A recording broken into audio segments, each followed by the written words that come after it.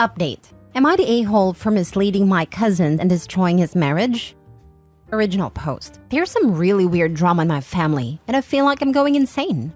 So here's the background. My family is a little unusual. There are 3 adults and 2 children.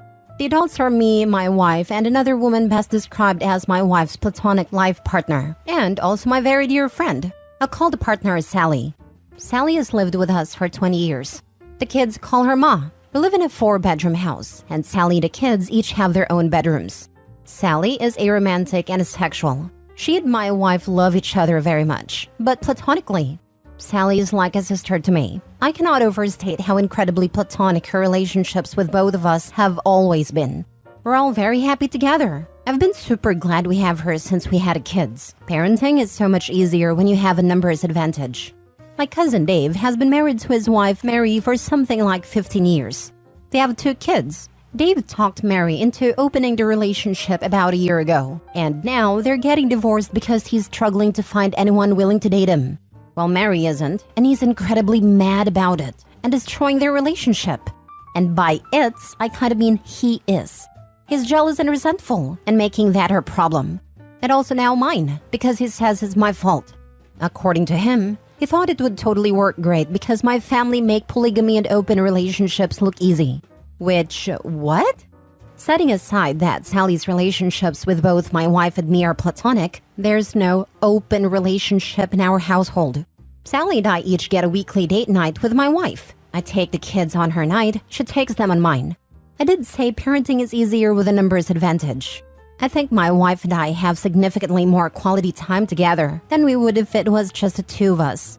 When the kids can't sleep, they go to Sally. So my wife and I are never disturbed after we go to bed. Sometimes Sally and I go to games together, and my wife takes the kids then, because she's not into sports ball. No one in our house is dating anyone from outside it. These are committed relationships that are, to all intents and purposes, exclusive. None of us has ever mentioned seeing anyone else. Even if we were, which again we're not, I don't see how that would make me responsible for him treating Mary terribly because he's jealous. Somehow, he was apparently convinced that he and his beer gut would get all the girls, but no man would be interested in a charming, kind woman who keeps herself in reasonable shape and bakes the best cupcakes you will ever taste.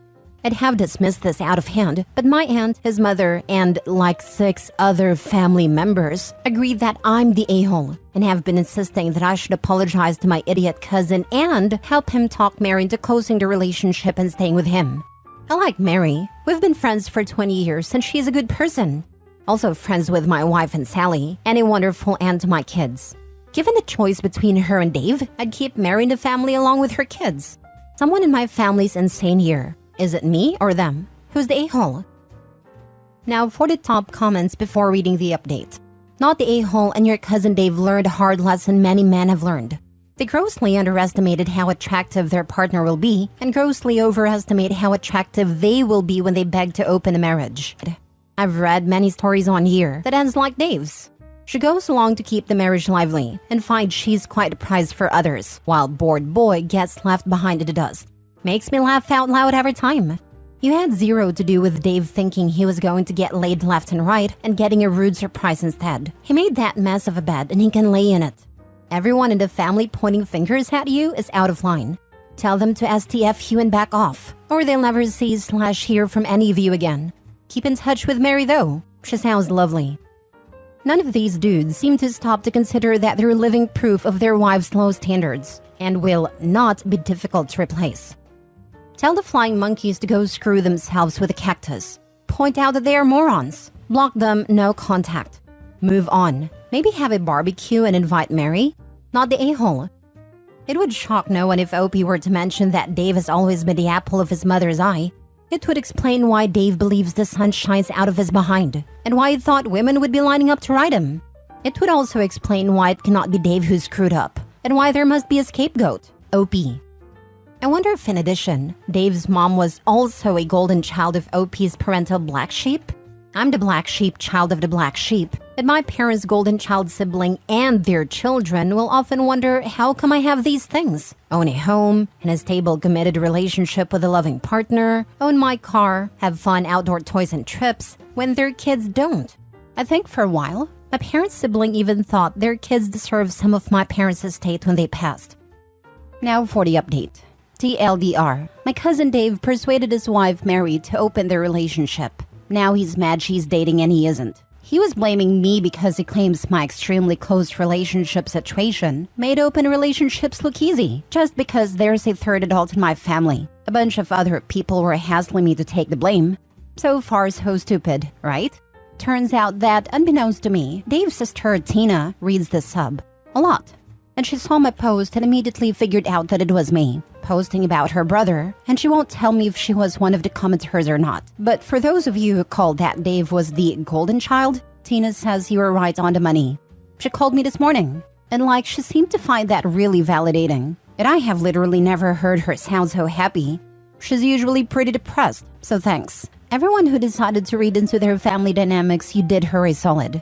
That was about 8 a.m. I had to get off the phone to head to work. And then at about 10, I got a text from my wife that just said, "Come home now." I got another one just as I was starting the car that said, "The kids are fine," which I really appreciate, because that at least let me change gears from panic to concern. At some point, we might discuss that. It would be good to include that in the first text. Anyway, not the point. I got home as fast as I safely could. I pulled up on the verge and tried to go in the front door, but the handle's broken. Mary's car was parked in the driveway. I had to go in through the garage. There inside was my wife, Mary, and Mary's eldest, Jack, male 12. Mary was banging around the kitchen and Jack was crying on my wife.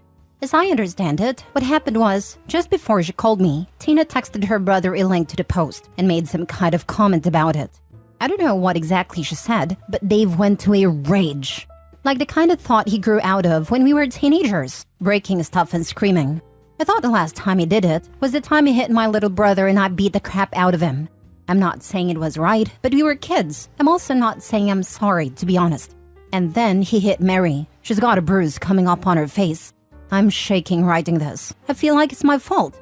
I can't remember if we told her that he used to be like that. We honestly thought he'd grown out of it. Mary managed to get the kids in the car and drove straight to our place because she knew there'd be someone home. Sally's a stay-at-home mother, and my wife works from home some days, and there's just generally someone home. Dave followed and tried to force his way in. Apparently, my expensive security door was worth the money because he managed to damage the handle, but the door stayed closed. Seems he gave up and ran when my wife yelled that I was on my way home. Jack burst into tears while he and I were moving furniture, so we talked and hugged for a bit, and I was having a lie down in my bed because he was kind of wrung out. We're waiting for a locksmith as well to fix the door. After that, we're going to take him and Mary to the police station to make a report and give statements and whatever's involved in all that.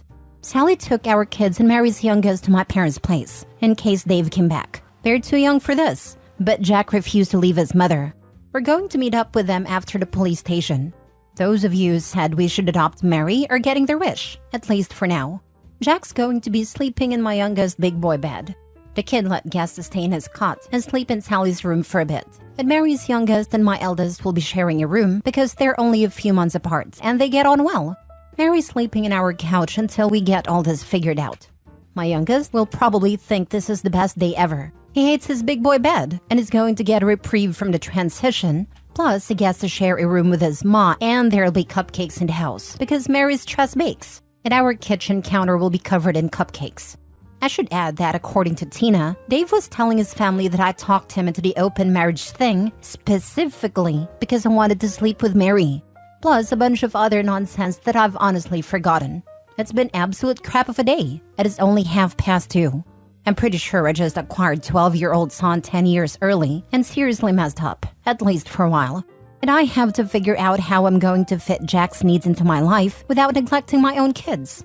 I can't even tell if I'm exaggerating. Jack's a wreck. And maybe those "please be my dad now" vibes are temporary, but maybe they're not. You know. Thanks everyone for all of your input. Don't be mad at Tina. I don't think there's any way she could have predicted Dave would lose his mind. I'm not saying it was right. Well, I sure as heck am. Sounds like he needs a repeat performance. Word. I think you need a bigger house so that Mary can stay and maybe bring home a Sally of her own. Heck, even a brick could have more feeling for her than her soon-to-be ex-husband. You aren't responsible. Dave was going to snap sooner or later. Your post moved the timeline up, and while Mary's bruised, she's alive.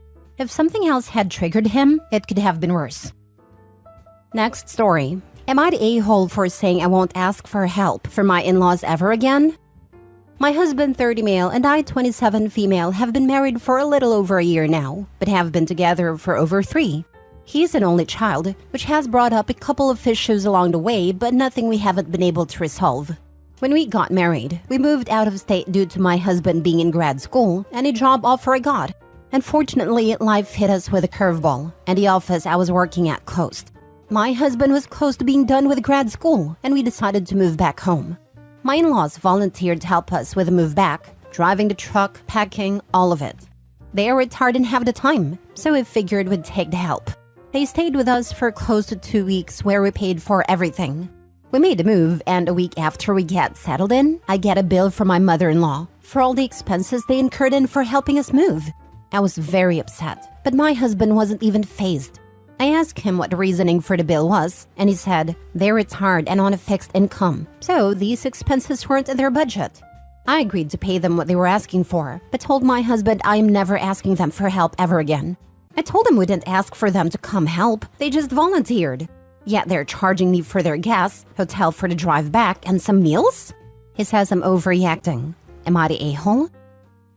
Now for the comments. Not the a-hole. I wouldn't ever ask them for help again either.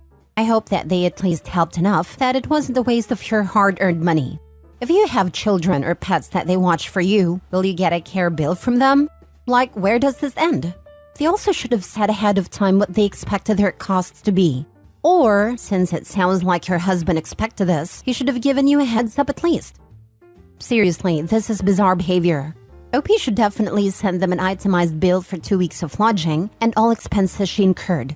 Who cares that they're retired? She's unemployed, which seems to be a much worse situation. The balls in some people. Of course not the a-hole. Or if you go over for dinner at their house, will they give you bill at the end? Do you have to tip? Not the a-hole. Hire professionals if you're going to pay people. Not the a-hole. You were also in a situation where you needed to be mindful of your budget. If it had been discussed ahead of time, you could have simply said, thanks very much, but we can't afford to cover these expenses. We'll be taking care of moving on our own, or budgeted for their expenses. Even worse, that her other post from a few months ago is that her husband wouldn't get a job and wasn't interested in taking finances seriously. Not the a-hole OP, but you need to have a bigger conversation with your husband and his financial expectations. He should be responsible for paying his parents, not you.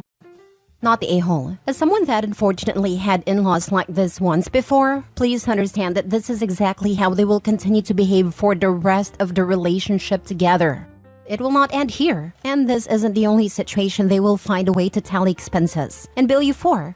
Think very carefully about this, and if you want this for the rest of your life, a serious talk needs to be had about it. And I really don't see how your husband doesn't think this is absolutely absurd. It's something you should come together with on him as well. I'm now divorced from that situation, but holy crap, it was an absolute nightmare. Last story. Am I the a-hole for not letting my sister use my address to send her kids to school here? My sister Jane is a single mother to her autistic son James. James was having a hard time at his school. His school district is severely underfunded, and they just do not care. The schools where I live are pretty nice, and my neighbors, who have kids, said they have a lot of great programs for kids like him. Since I had extra room, I decided to offer to let Jane and James move in with me so he could go to school here. Since he started, he's been doing really great here. The teachers and aides are much more engaged than at his old school.